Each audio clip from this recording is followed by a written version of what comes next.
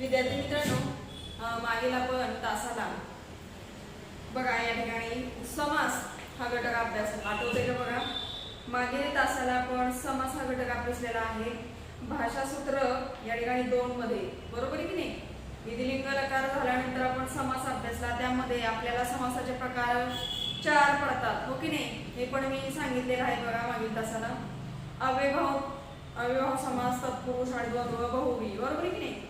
मग या ठिकाणी पान नंबर 52 53 वरती 52 वर आपण काय पाहिलं तर या ठिकाणी या समासामध्ये अव्ययभावामध्ये काय तर पूर्वपद प्रधान. पूर्वपद म्हणजेच काय तर पहिलं पद, हो की नाही? नंतर त्याचं उदाहरण त्यांनी दिले प्रतिदिन. तत्पुरुषामध्ये काय उत्तरपद प्रधान. आपण तत्पुरुषाचा सुद्धा विभक्ती तत्पुरुष हा समास हा प्रकार अभ्यासला काल मागील तासाला. काल म्हणजेच मागील तासाला. नंतर द्वंद्व समास. द्वंद्व या ठिकाणी द्वंद्व म्हणजेच काय तर दोन्ही पद ज्यामध्ये महत्त्वाचे असतात, बरोबर की नाही? त्याला आपण द्वंद्व. उभयपद प्रधान आणि बहुव्रीही अन्य पद प्रधान.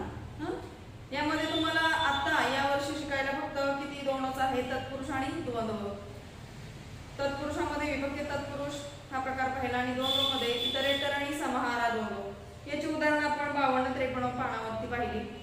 समास म्हणजे काय ते पाहिलं, बरोबर की नाही? या गोष्टी आपण मागील तासाला अभ्यासला. विभक्ती तत्पुरुषामध्ये सुद्धा आपण या ठिकाणी काय पाहिलं बघा. विभक्ती तत्पुरुषामध्ये एक तालिका आपण अभ्यासली आहे, आठवते का? बघा तालिका म्हणजेच काय तर चार्ज, पान नंबर 78 मध्ये विभक्ती तत्पुरुषामध्ये, हो की नाही? म्हणजे या ठिकाणी द्वितीय तत्पुरुष, त्यामध्ये समस्त पद म्हणजे सामासिक शब्द.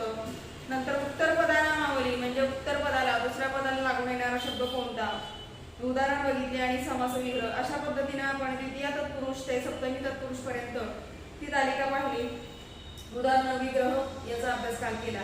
जिज्ञासा पत्र सुद्धा आपण काल घेतलेलं होतं, आठवते का? बघा या ठिकाणी मी बोर्डवर पहिला प्रश्न तुम्हाला लिहून दिला. दुसरा प्रश्न सोपाच होता. म्हणजे या तालिकामध्ये त्याचं या ठिकाणी आढ्य हा शब्द कुठल्या विभक्तीला अपेक्षित आहे ते लिहायचं होतं, बरोबर की नाही? आढ्य, गत, त्रात हे काल आपण पाहिलं. नंतर तिसऱ्या प्रश्नामध्ये आपल्याला तालिका पूर्ण करायची होती, ते सुद्धा मी मागील तासाला घेतलेले. आता आपण समासानंतर या ठिकाणी बघा पान नंबर 69 वरती यायचंय सगळ्यांनी. इयत्ता 9वी लक्ष बघा, आपलं पुस्तकात हवंय.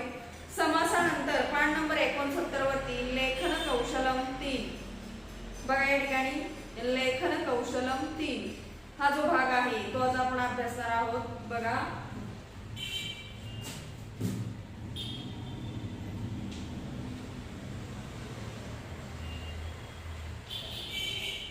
लेखन कौशलम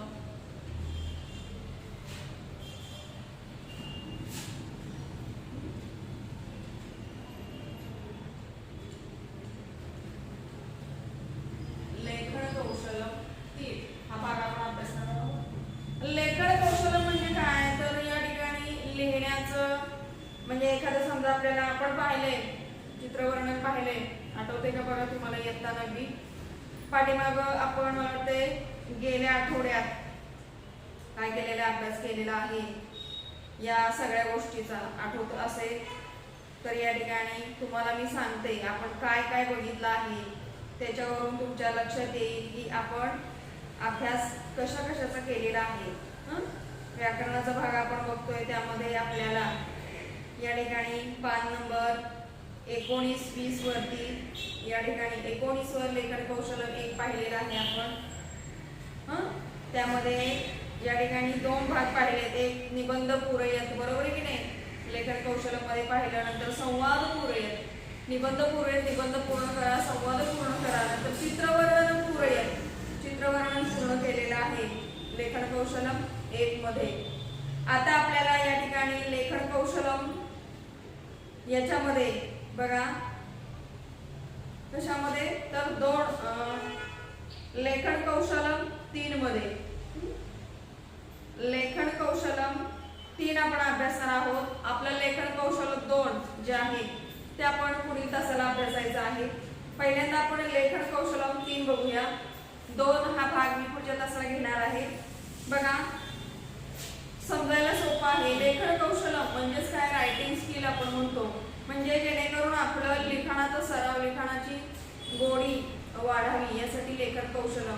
तुम्हाला यामध्ये संवाद दिले जातात, निबंध दिले जातात, चित्रवर्णन दिलं जातं, बरोबर आहे की नाही, आणि विषय दिले जातात. विषयानुसार तुम्हाला ते लिहायचे असतात. म्हणजे यातून आपलं काय होती तर या ठिकाणी आपल्या ज्ञानात भर पडते की आपल्याला एखादा विषय उत्सुकता असते. निबंधामध्ये बघा, जर आपल्याला मम माता किंवा मम परिचय यावर निबंध लिहायला लागला तर आपल्याला जमतं. म्हणजे आधी आपण या ठिकाणी आपल्याला सांगितलं की निबंध अशा पद्धतीने लिहायचा असतो, हो की नाही. तुम्हाला ह्या गोष्टी सगळ्या या ठिकाणी काय झालेल्या, 8वीत झालेलं आहे बघा. निबंध तुमचे झालेले आहेत. 8वी 9वी 8वीला सुद्धा निबंध आहेत. जरी निबंध पुरे येत असलं तरी तुम्हाला वाक्यरचना नंतर या ठिकाणी शब्दरचना कशी करायची हे तुम्हाला बऱ्यापैकी माहीत आहे. म्हणजे अगदी तुम्ही 8वीत या गोष्टी शिकलेल्या आहात. त्यामुळं या ठिकाणी लेखन कौशल्य म्हणजे लिहिण्याचा सराव आणखी वाढावा किंवा त्याची गोडी आणखी वाढावी यासाठी तुम्हाला इथं लेखन कौशल्य 3 मध्ये मंजुषातः शब्दान योजयित्वा संवादम पूरयेत. मंजुषेत दिलेल्या शब्द योजून संवादम हा संवाद पूर्ण करायचा आहे. हा संवाद आहे दोघांमध्ये. संवादिनी तालवाद्य संवाद. संवादिनी चित्रामध्ये बघा, संवादिनी आणि तालवाद्य संवाद आहे हा या दोघांमध्ये. चित्रात बघा काय दिलेलं आहे. संवादिनी म्हणजेच काय, आपण त्याला पेटी म्हणतो की नाही, संवादिनी, बरोबर की नाही. आपण पाहतोय चित्रामध्ये तुम्हाला दिसतीये ती संवादिनी. आणि तालवाद्य संवाद. तालवाद्य म्हणजेच काय, या ठिकाणी तुम्हाला तबला दिसतोय, हो की नाही. 2 दिसतोय, एक मोठा दिसतोय, एक छोटा दिसतोय, बरोबर की नाही. वाद्य बघा दिलेली आहेत आणि ह्या 2 वाद्यांमध्ये जो संवाद घडलेला आहे, तालवाद्यांमध्ये आणि संवादिनीमध्ये जो संवाद घडलेला आहे तो तुम्हाला खाली मंजुषा दिलेली आहे. हास्ययुक्तम हास्यस्य सुहृद वादकाः अभवम कोमलतया बालानां शालायाम. ही शब्दांची मंजुषा आणि ते शब्द तुम्हाला संवादिनी तालवाद्यम दोघांची सुद्धा काय दिलेली वाक्य दिलेली आहे. ती कशी दिलेली आहे तर रिक्त स्थान, रिकाम्या जागा दिलेल्या आहेत. ते तिथे तुम्हाला ते शब्द योग्य ठिकाणी योग्य वाक्य, योग्य वाक्याचा अर्थ बघून काय करायचे, योग्य शब्द इथं योजायचे आहेत. असा हा संवाद पूर्ण करायचा आहे. बघा या ठिकाणी मी वाचते संवादिनी. आता संवादिनी म्हटलं की काय बघा, संवादिनी काय म्हणते. संवादिनी पहिलं त्या ठिकाणी काय, रिक्त स्थाने म्हणजे रिकामी जागा आहे. अपि अद्य ग्लान ग्लान असि. बघा, अपि अद्य ग्लान असि प्रश्न विचारलाय संवादिनीने. कोणाला विचारलाय तर तालवाद्याला. तालवाद्य कोण आहे हे दोन्ही आपल्याला दिसत आहेत. तबला एक साधारण दिसतंय आपल्याला, म्हणजे चित्रावरून आपण ओळखतोय की वाद्य कुठलं आहे. म्हणजे या ठिकाणी तबले दिसत आहेत आपल्याला. संवादिनीने प्रश्न विचारलाय अपि अद्य ग्लान असि. मग इथे योग्य शब्द काय येणार, सुहृद. सुहृद म्हणजे मित्र, मित्र सुहृद. संवादिनी म्हणजे पेटीने विचारलाय प्रश्न, अरे मित्रा आज ग्लान असि. ग्लान असि म्हणजे काय, ग्लान म्हणतो आपण. ग्लान म्हणजे ग्लानी येणं किंवा काय पेंग येणं किंवा झोप येणं. म्हणजे तुला आज या ठिकाणी झोप आली का, असा प्रश्न विचारलाय संवादिनी. सुहृद अपि अद्य ग्लान असि. सुहृद हा शब्द येईल. तालवाद्यम. तालवाद्य बघा काय म्हणते, अयि अद्य शालायां संस्कृत दिनस्य कार्यक्रमः अभवत्. अयि अगं, अयि म्हणजे अगं, अद्य आज, शालायां संस्कृत दिनस्य कार्यक्रम अभवत्. आज शाळेत संस्कृत दिनाचा कार्यक्रम अभवत होता. तत्र बालानां त्यावेळी मुलांनी गीत गायन समये गाणं म्हणण्याच्या वेळी बहु ताडितः वादितः च अस्मि. त्यावेळेला मला भरपूर या ठिकाणी काय केलेले, ताडितः माझ्यावर काय केलेले. आता तबला हा कसा असतो, तुम्ही हात मारता त्याच्यावर, म्हणजेच काय ताडितं मारलं आणि वाजवलं. मला या ठिकाणी भरपूर काय केलेलं आहे, माझ्यावर मारलेलं आहे आणि मला वाजवलेलं आहे. असं कोण सांगतोय, तालवाद्यम. बहुताडितः वादितः च अस्मि. मला खूप या ठिकाणी काय केलेलं आहे, मारलेलं आहे आणि वाजवलेलं आहे. मारलेलं म्हणजेच काय, जेव्हा हात पडतो तबल्यावर तेव्हा ताडित हा शब्द वापरायला. वादित म्हणजे वाजवणं, बरोबर नाही. या ठिकाणी शाळेमध्ये आज काय होता, संस्कृत दिनाचा कार्यक्रम होता. त्या ठिकाणी मुलांनी गीत गायनाच्या कार्यक्रमाच्या वेळेला आम्हाला भरपूर मारलं आणि वाजवलेलं आहे. संवादिनी काय म्हणते बघा, होय, अहमपि तत्र अभवम, अहमपि मी सुद्धा त्या ठिकाणी होते. अभवम, अभवम शब्द येणार आहे, अभवम. बघा सुहृद, संवादिनीचं वाक्य आहे. सुहृद हा शब्द येईल. सुहृद म्हणजे मित्र किंवा मित्रा. तालवाद्यम, तालवाद्यमच्या वाक्यामध्ये अद्य शालायाम हा एक शब्द येईल. शालायाम संस्कृत दिनस्य कार्यक्रम अभवत. दुसरं बघा, दुसरं वाक्य तत्र बालानां, तत्र बालानां, बालानां हा शब्द येईल. बालानां गीत गायन समये बहुताडितः वादितः च अस्मि. मला खूप त्यांनी काय केलेलं आहे, मारलं आणि वाजवलेलं आहे. बालांना म्हणजे मुलांनी. संवादिनीचं या ठिकाणी बघा संवाद काय आहे, काय म्हणते संवादिनी म्हणजे पेटी काय म्हणते, आम होय, अहमपि तत्र मी सुद्धा त्या ठिकाणी. अभवम कुठला शब्द येणार आहे या ठिकाणी, अभवम त्या ठिकाणी मी होते. बालैसह स्वरतालयुक्त अहमपि अगायम मुलांच्या बरोबर स्वरतालयुक्त स्वर आणि तालाने युक्त मी सुद्धा गायले. पेटीनं सुद्धा काय केलं होतं, स्वर धरला, तालयुक्त काय केलं या ठिकाणी गायन केलं. म्हणजे लक्षात घ्या, ज्या वेळेला तबला आणि पेटी जेव्हा तुम्ही गाणं गाता त्यावेळेला या ठिकाणी या वाद्यांची साथ असली तर ते गाणं काय होतं, व्यवस्थित चांगलं वाटतं, म्हणजे वाद्यासहित. मग या ठिकाणी या दोन वाद्यांचा संवाद आहे तर या ठिकाणी सांगितलेला आहे. इथपर्यंतचा भाग कळलाय. आता तालवाद्यम काय म्हणते बघा, परंतु त्वं न ग्लानासि, परंतु तुला का मग या ठिकाणी झोप आली नाही. ग्लान म्हणजेच काय, पेंग येणं, झोप येणं, तुम्ही काही म्हणू शकता, किंवा कंटाळवाणं वाटणं, थकवा येणं असंही. परंतु त्वं न ग्लानासि, परंतु तुला काही झोप आली नाही. हास्ययुक्त तव वदनम उल्लसती, हास्ययुक्त हा शब्द येईल बघा, हास्ययुक्तम तव वदनम उल्लसती. हास्ययुक्त तुझं बोलणं, हास्ययुक्त तुझं बोलणं, उल्लसती म्हणजे मला काय करतंय, उल्लसित करतंय तुझं बोलणं. हास्ययुक्त तुझं बोलणं आहे का, कारण काय म्हटलंय तबला या ठिकाणी, तालवाद्य काय म्हटलेलं आहे की मला खूप मारलं आणि मला वाजवलं, त्याच्यामुळे काय झालंय, मला खूप काय आलेलं आहे, ग्लान म्हणजे मला खूप थकवा आलेला आहे किंवा मला झोप आली आहे. संवादिनी मित्र त्वां वादकाः ताडयन्ति अथ त्वं ग्लान भवसि मां तु अतीव कोमलतया वादयन्ति अत अहं मधुरं गायामि. मित्र त्वां वादकाः ताडयन्ति, तुला त्वां म्हणजे तुला, त्वां वादकाः ताडयन्ति, वादकाः म्हणजे कोण, वाजवणार. ताडयन्ति वादकाने केलेलं काय केलेलं आहे, तुला वाजवलेलं आहे. अतः त्वं म्हणून तुला, ग्लान भवसि म्हणून तुला काय झालेलं आहे, थकवा आलेला आहे, ग्लानी आली, झोप आली. माम तू अतीव, माम तू पण तुला अतिशय कोमलतया वादयन्ति, तुला माम तुला अतिशय कोमलतेने वादयन्ति वाजवलेले आहे.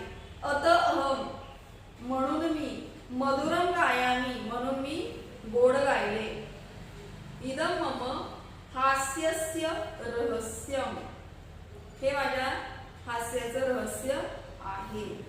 कोण म्हटलंय, संवादिनी. संवादिनी त्याचं कौतुक करते. काय करते तालवाद्याचं, की तुला ज्या वादकाने वाजवलेलं आहे त्यामुळे तुला काय झालेलं आहे, ग्लान भवसी तू काय झालेलं, थकलेला आहेस. माम तू अतीव कोमलतया वादयन्ति, तुला अतिशय कोमलतेने वाजवल्यामुळे. अतः अहम म्हणून मी गोड गायले. खूप छान पद्धतीने तुला काय केलेले या ठिकाणी वाजवलेलं आहे, त्याच्यामुळं मी खूप गोड गायले. इदं मम हास्यस्य रहस्यम, हे माझ्या हास्याचं रहस्य आहे, संवादिनी म्हणते. म्हणजे बघा प्रत्येक शब्द कसा काय त्यांनी केलेला आहे. संवादिनीचं पहिलं वाक्य आहे त्या त्यामध्ये पहिला शब्द आहे सुहृद. तालवाद्यामध्ये शालायाम, नंतर आहे बालानाम, तिथं तालवाद्याचं वाक्य संपतं. नंतर संवादिनीचं परत वाक्य आहे आम अहमपि तत्र अभवम, तिथं संपतं संवादिनीचं. नंतर तालवाद्याचं वाक्यामध्ये परंतु त्वं न ग्लानासि हास्ययुक्तम हास्ययुक्तम तव वदनम उल्लसति, हास्ययुक्तम. संवादिनीचं वाक्य बघा शेवटचं, त्यामध्ये त्वं वादकाः, त्वं वादकाः, हे वादकाने तुला काय केले, ताडयंती. अतीव कोमलतया वादयंती, अतिशय कोमलतेने वाजवलेलं, कोमलतया बघा शब्द कसे वापरले. आणि शेवटच्या वाक्यामध्ये आहे इदं मम हास्यस्य रहस्यम, इदं मम हे माझे हास्याचे रहस्य आहे.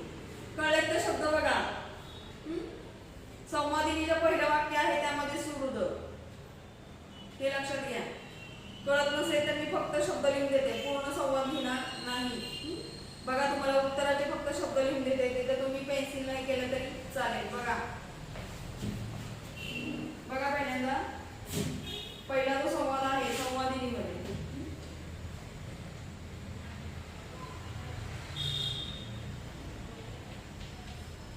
संवादिनी पहिला काय शब्द आहे सुहृद, हा उत्तराचा शब्द आहे. तालवाद्याचं काय बघा, तालवाद्य त्याचं उत्तर बघा काय आहे.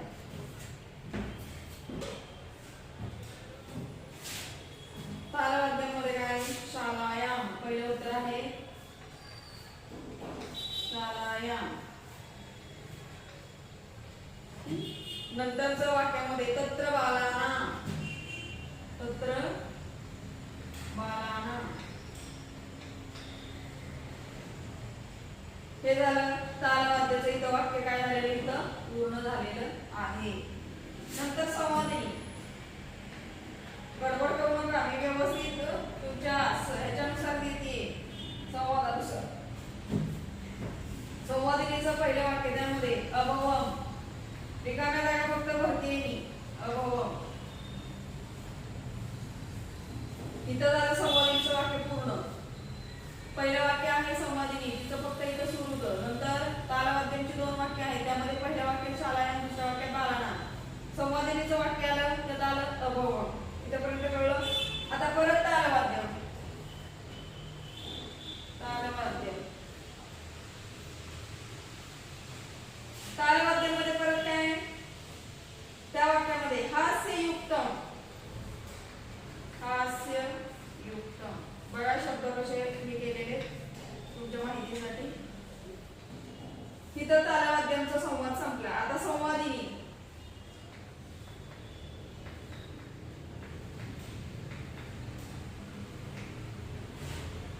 संवादिनीमध्ये बघा पहिल्या वाक्यामध्ये पहिला शब्द वादकाः,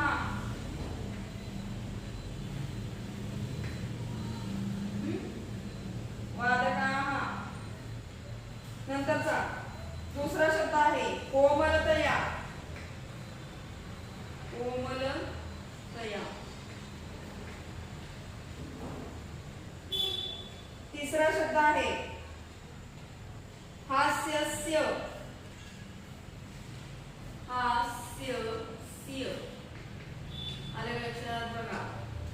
या पद्धतीने हा संवाद पूर्ण होतोय. कळलं का? मंजुषातले शब्द कसे, पहिल्या वाक्याला आहे सुहृद, संवादिनीचं पहिलं वाक्य आहे. तालवाद्याच्या दुसऱ्या वाक्यामध्ये दोन शब्द आले, शालायाम आणि बालानाम. संवादिनीचं नंतर एक वाक्य आले, त्यामध्ये अभवम. तालवाद्यांचं एक वाक्य आले, त्यामध्ये हास्ययुक्त. आणि संवादिनीचं शेवटची दोन वाक्य आहेत, त्यामध्ये पहिलं शब्द आहे वादकाः, नंतर कोमलतया, नंतर शेवटच्या वाक्यामध्ये हास्यस्य. कळलं इथपर्यंत भाग. ते झालं तुमचं पहिल्या संवादाचं झालं. उत्तर आहे पहिल्या संवादाची. आता तुम्हाला या ठिकाणी पहिला संवाद झाला. दुसरं तुम्हाला काय दिले बघा खाली, मंजुषात शब्दान योजयित्वा निबंधं पूरयत. आता तुम्हाला जसं तुम्ही संवाद पूर्ण केला तसा निबंध पूर्ण करायचा आहे. मंजुषेमध्ये तुम्हाला शब्द दिलेले आहेत बघा. आंतर्जाले मनुष्य आवश्यकः कार्याणि एतानि सुयोग्येन समस्याः संगणकस्य. हे मंजुषामध्ये तुम्हाला शब्द दिलेले आहेत ते वाक्यामध्ये घालून निबंध पूर्ण करायचा आहे. निबंधाचं नाव आहे संगणकः. बघा कुठले कुठले शब्द आहेत. इदानीन्तने काले काले इदानीन्तने काले संगणक भोजनम् इव आवश्यकम्. इदानीन्तने काले संगणकः भोजनम् इव काय आहे आवश्यकम्. आवश्यकम्. पुढे संगणकस्य सहाय्येने बहुनी कार्याणि सुकराणि जातानि. खूप कार्य कशी होतात सुकर होतात म्हणजे सोपी होतात. गणनकार्यं भवतु वा अंतर्जाले अन्वेषणं सह पूर्णमेव कार्यं करोति. बघा गणनकार्यं भवतु वा अंतर्जाले तिसरा शब्द अन्वेषणं सह पूर्णम एव कार्यं करोति. पुढचं बघा अधुना तस्य भ्रमणभाष टॅब यंत्रम अंकसंगणक एतानि रूपाणि प्रचलितानि. एतानि हा शब्द येईल. एतानि रूपाणि प्रचलितानि. भ्रमणभाष म्हणजे काय मोबाईल. टॅब यंत्र टॅब. अंकसंगणक संगणक. एतानि रूपाणि प्रचलितानि. ही रूप कशी आहेत आता ही साधनं प्रचलित झालेली आहे. पुढे बघा यदि अंतर्जाल सुविधा विद्युत उपलब्धी वा नस्तः तर्हि संगणकस्य कार्यं न भवति. यदि अंतर्जाल सुविधा विद्युत उपलब्धी वा नस्तः म्हणजे विद्युत उपलब्ध नसेल तर्हि त्यावेळी संगणकस्य कार्यं न भवति. संगणकाचं कार्य होत नाही. संगणकस्य कार्यं न भवति. संगणकस्य हा शब्द येईल. पुढे तदा मनुष्यः असहाय्यः भवति. तेव्हा मनुष्य असहाय्य होतो. तदा मनुष्यः असहाय्यः भवति. मनुष्य कसा होतो असहाय्य होतो. पुढे तस्य अत्याधिक उपयोगेन आरोग्यविषयकाः समस्याः हा शब्द येईल प्रादुर्भवन्ति. किन्तु तस्य सुयोग्येन सहाय्येन अस्माकं प्रगती एव. त्याच्या सुयोग्य सहाय्याने आपली प्रगती होते. बघा आता कसं वापर केलाय संगणकामध्ये. संगणक या निबंधामध्ये शब्दांचा वापर बघा. इदानीन्तने काले संगणकः भोजनम् इव आवश्यकम्. म्हणजे आताच्या काळामध्ये संगणक जो आहे तो कशाप्रमाणे जेवणाप्रमाणे आवश्यक आहे. जेवण जसं माणसाला लागतं तसा संगणक सुद्धा माणसाला लागतो. लक्षात घ्या. आताच्या काळामध्ये इदानीन्तने काले आताच्या काळामध्ये आधुनिक काळामध्ये संगणक भोजन किंवा संगणक हा जेवणाप्रमाणे आवश्यक झालेला आहे. जसं माणसाला जेवण रोज लागतं तसं या ठिकाणी आवश्यक झालेला आहे. कोण संगणक. पहिला शब्द काय येणार आवश्यकम. दुसऱ्या वाक्यामध्ये बघा काय येणार संगणकस्य सहाय्येने बहुनी कार्याणि हा शब्द येईल दुसऱ्या वाक्यात. तिसऱ्या वाक्यात काय गणनकार्यं भवतु वा अंतर्जाले. तिसऱ्या वाक्यात अंतर्जाले. चौथं वाक्य काय बघा अधुना तस्य भ्रमणभाष टॅबयंत्रम अंकसंगणकः एतानि हा शब्द येईल. एतानि रूपाणि प्रचलित. पाचव्या वाक्यामध्ये काय यदि अंतर्जाल सुविधा विद्युत उपलब्धी वा नस्तः तर्हि संगणकस्य कार्यं न भवति. हे सहावे. नंतरच्या वाक्यामध्ये काय तदा मनुष्य हे शब्द येईल. मनुष्य असहाय्य भवति.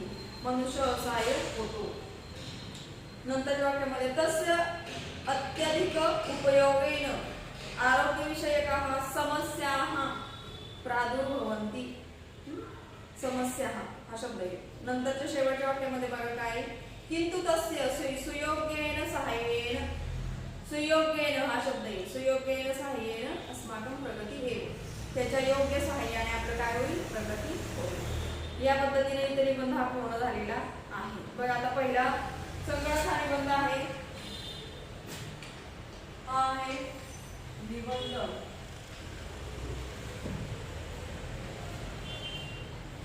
निबंध पुढे आणि हे आहे संवादन पुढे. संवादन पुढे हे लक्षात घ्यायचंय. आता इथे निबंध पुढे मध्ये पहिल्या वाक्यामध्ये काय येणार आहे बघा. पहिलं वाक्य त्यामध्ये रिकामी जागा काय, पहिली आवश्यकम, ही पहिली रिकामी जागा. दुसऱ्या वाक्यामध्ये काय येणार आहे बघा, संगणक सहाय्याने बहुनी कार्याने,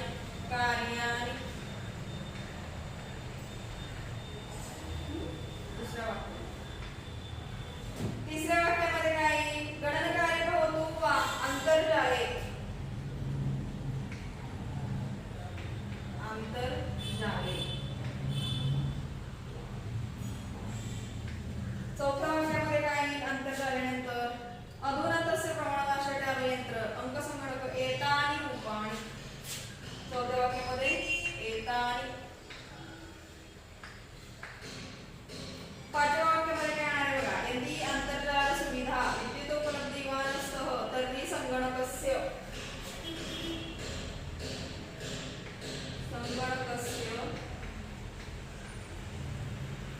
अशा तरी बघा संगणकस्य. सहाव्या वाक्यामध्ये काय आहे बघा, संगणकाच्या नंतर तदा मनुष्यः असहाय्य भवति, मनुष्यः. सहाव्या वाक्यात काय, मनुष्यः. व्यवस्थित लिहून घ्यायचंय. सातव्या वाक्यामध्ये काय बघा, तस्य अत्याधिक उपयोगेन आरोग्यविषयकाः समस्याः. कुठला शब्द येईल, समस्याः. नंतर आठव्या वाक्यामध्ये बघा काय, किंतु तस्य सुयोग्येन, काय ना, सुयोग्येन सहाय्येन अस्माकं प्रगती एव. सुयोग्येन.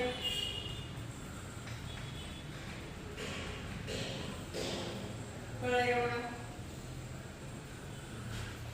8 शब्द 8 ओळी दिलेल्या आहेत. 8 ओळीचाच निबंध आहे. छोटी छोटी वाक्य तुम्हाला दिलेली आहेत. या पद्धतीने प्रत्येक वाक्याला मी आकडा टाकलेला आहे, साधारण 8 ओळी. आणि नंतर झालं मंजुषामध्ये दिलेले योग्य शब्द तिथे मी केलेले आहेत. आता तुम्हाला काय करायचंय, निबंध हा पूर्ण लिहित असताना पहिल्या वाक्यामध्ये पहिला शब्द कुठला, दुसऱ्या वाक्यामध्ये दुसरा, हे या पद्धतीने लिहायचं आहे.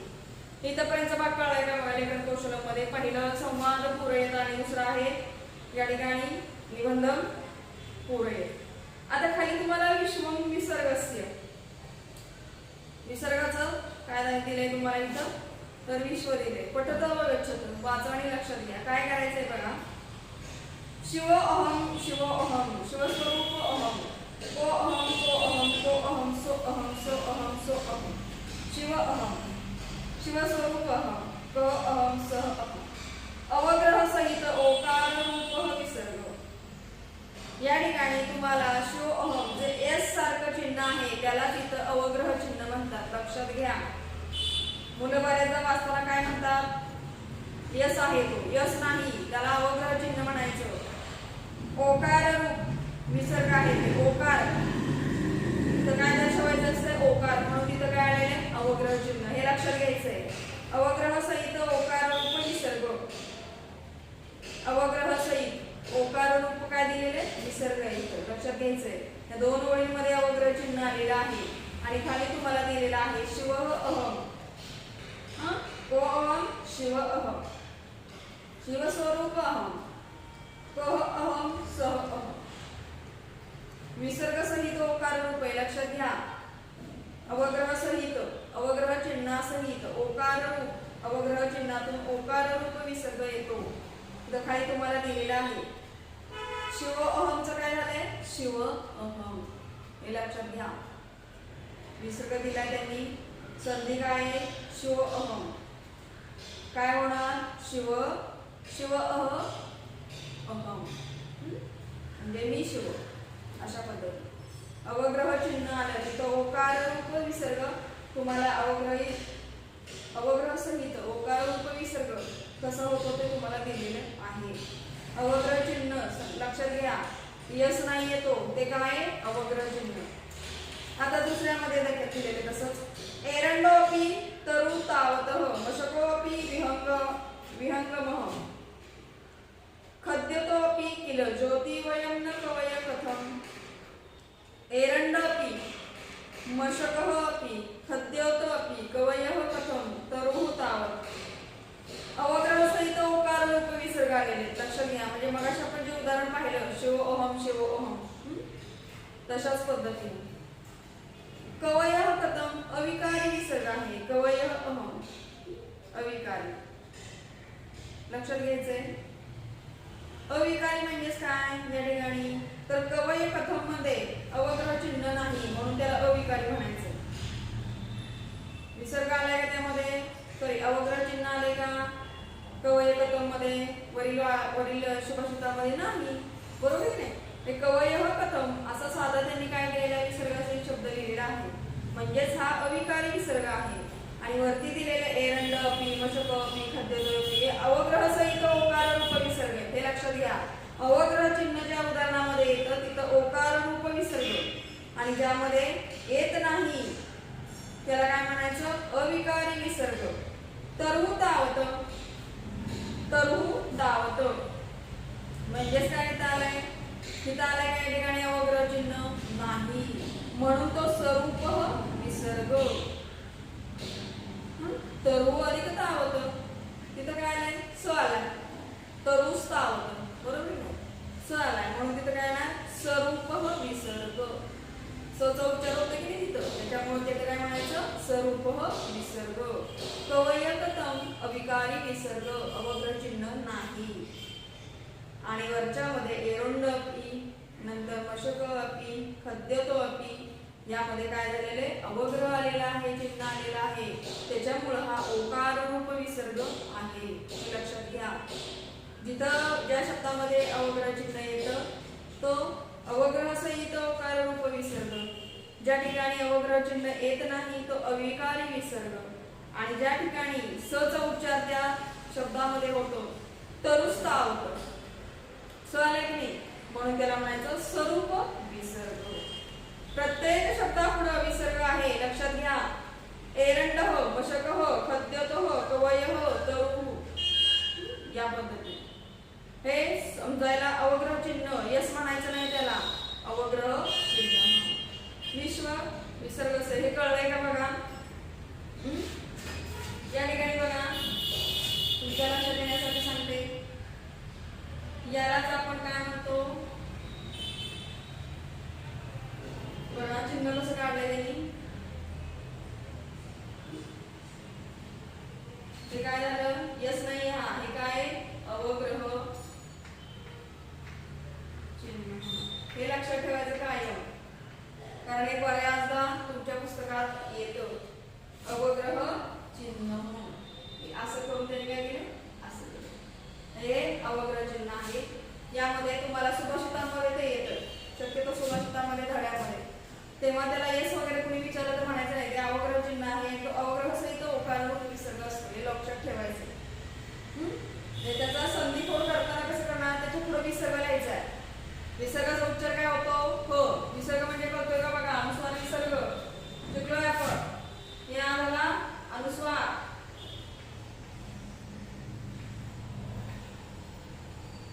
आला विसर्ग.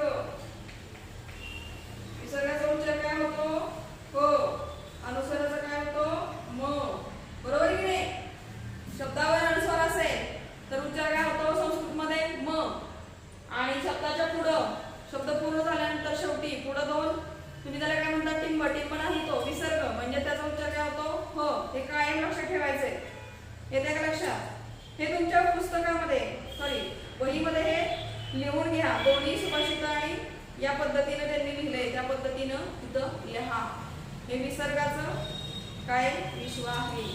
निसर्ग नंतर अनुस्वार हे काय स्वराश्री ते लक्षात घ्या. स्वरांच्या आधाराने दोघंही राहतात.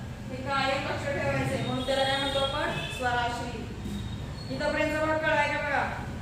लेखन कौशल्यामध्ये दोन आपण बघितले संवाद आणि निबंध. त्यानंतर पटता अवगच्छत लक्षात ठेवायचंय कायम चिंता कशाचं येते. ठीक आहे. इथं हा घटक आपला संपतो आहे. पुढच्या तासाला आपण पुढचा घटक बघूया.